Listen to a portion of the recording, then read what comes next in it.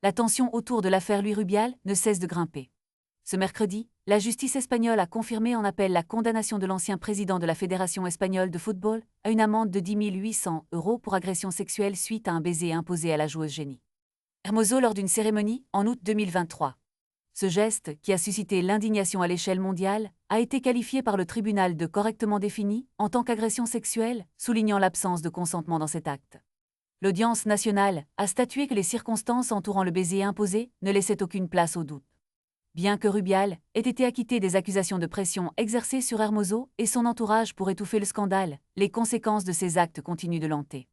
Au départ, le parquet avait requis une peine de 2 ans et demi de prison pour Rubial, 1 an pour agression sexuelle et 1 an et demi pour les pressions exercées.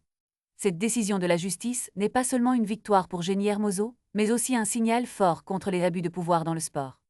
Les réactions ne se sont pas fait attendre, et le débat sur le consentement et le respect dans les interactions entre athlètes et dirigeants s'intensifie. Ce cas soulève des questions critiques sur la culture du sport et les comportements inappropriés qui persistent dans les coulisses. Alors que Rubial tente de faire face à cette tempête médiatique, le monde du football reste en émoi, attendant de voir quelles seront les prochaines étapes de cette saga. Les supporters, les médias et les institutions sportives sont tous en alerte, conscients que cette affaire pourrait redéfinir les normes de comportement au sein du sport professionnel.